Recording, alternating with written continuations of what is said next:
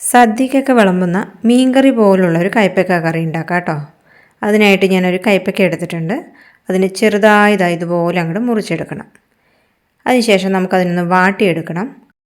അതിനായിട്ട് ഒരു ചീനിച്ചട്ടിയോ പാനോ എടുത്ത് കയ്പ്പയ്ക്ക വാട്ടാനുള്ള എണ്ണ മാത്രം ഒഴിച്ചു കൊടുത്തിട്ട് കയ്പ്പയ്ക്ക അതിലേക്ക് ഇട്ട് കൊടുക്കാം.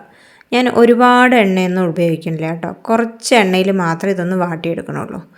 ഇത് വാട്ടുമ്പോൾ ഒരു പകുതി വേവ് വരെ മാത്രമേ ഇത് വേവിച്ചെടുക്കുന്നുള്ളൂ. അങ്ങനെ നമ്മളതൊന്ന് വേവിച്ചെടുക്കാം. കൂട്ടത്തിൽ ഒരല്പം ഉപ്പും കൂടെ ഇട്ടിട്ട് വേണം നമുക്കൊന്ന് വാട്ടിയെടുക്കാനായിട്ട്. അത് വാടി വരുമ്പോഴേക്കും നമുക്ക് അടുത്ത അടുപ്പിലേക്ക് ചട്ടി വെച്ച് നമുക്ക് ഉള്ളിയൊക്കെ ഒന്ന് വഴറ്റിയെടുക്കാം കേട്ടോ. അതിനായിട്ട് ഞാനൊരു മൺചട്ടി അടുപ്പിൽ വെച്ചിട്ടുണ്ട്.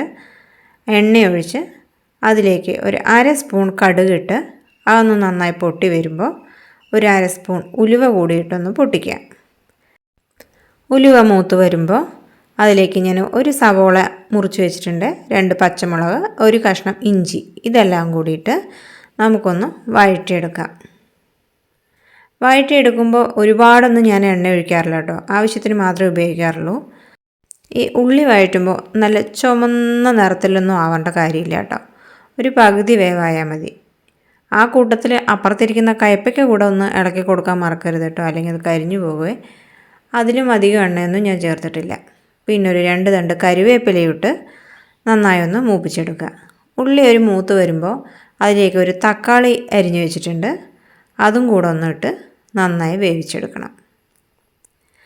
തക്കാളി വെന്ത് വരുമ്പോൾ അതിലേക്ക് 1 സ്പൂൺ മല്ലിപ്പൊടിയും ഒരു 1.5 സ്പൂൺ മുളക് പൊടിയും 1/2 സ്പൂൺ മഞ്ഞൾപ്പൊടിയും, നിങ്ങളുടെ ആവശ്യത്തിനനുസരിച്ചിട്ട് മുളക് ചേർക്കണം കേട്ടോ. അങ്ങനെ പൊടികളെല്ലാം വെന്ത് വരുമ്പോൾ ഞാനൊരു 2 കഷ്ണം കുടംപുളി എടുത്ത് വെള്ളത്തിൽ കുതിർത്ത് വെച്ചിട്ടുണ്ട്. അത് നമുക്കിതിലോട്ട് ഒഴിച്ചു കൊടുക്കാം.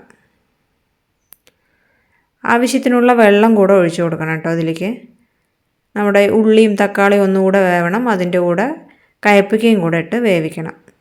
ഇതിലേക്ക് നമ്മൾ ഉപ്പിട്ടിട്ടുണ്ടായിരുന്നില്ല. ഇതിന് ആവശ്യത്തിനുള്ള ഉപ്പ് കൂടി ഇട്ട് കൊടുക്കുക. നന്നായി ഇളക്കി കുറച്ചുകൂടെ വെള്ളം ഒഴിച്ച് അതൊന്ന് മൂടി വെച്ച് ഒന്ന് വേവിച്ചെടുക്കാം കേട്ടോ. ഒരു 2-3 മിനിറ്റ് വെന്ത് കഴിയുമ്പോൾ നമുക്കതിലോട്ട് ഈ വറുത്ത് വെച്ച കയ്പ്പയ്ക്ക ഒന്ന് ഇട്ട് കൊടുക്കാം. പകുതി മാത്രമേ വേവിച്ചിട്ടുള്ളൂ കയ്പ്പയ്ക്ക, അതുകൊണ്ട് കുറച്ചുകൂടെ നമുക്ക് ഉള്ളിൻ്റെ കൂടെയൊക്കെ ഇട്ട് വേവിച്ചാലാണ് പുളിയുടെ പുളിയും മുളകൊക്കെ നന്നായി കയ്പ്പയ്ക്കയിൽ പിടിക്കുള്ളൂ. അങ്ങനെ നമുക്കത് നന്നായി ഒന്ന് അടച്ചു വെച്ച് വേവിക്കാം. ആ വേവുന്നതിൻ്റെ ഇടയ്ക്ക് നമുക്ക് കുറച്ച് തേങ്ങാപ്പാൽ പിഴിഞ്ഞെടുക്കാം കേട്ടോ. ഞാൻ 1/2 മുറി തേങ്ങയുടെ പാലാണ് പിഴിഞ്ഞെടുത്തിരിക്കുന്നത്. അങ്ങനെ നമ്മുടെ പാവയ്ക്കെല്ലാം വെന്തിട്ടുണ്ട്. അതിലേക്ക് നമുക്ക് പിഴിഞ്ഞു വെച്ച തേങ്ങാപ്പാലൊന്ന് ചേർത്ത് കൊടുക്കാം. തേങ്ങാപ്പാൽ ചേർത്ത് കഴിഞ്ഞാൽ പിന്നെ ഒരുപാടൊന്നും തിളപ്പിക്കേണ്ട ആവശ്യമില്ല കേട്ടോ. ഒരു കുഞ്ഞ് തിള വന്നാൽ തന്നെ നമുക്ക് ഗ്യാസ് ഓഫാക്കാം.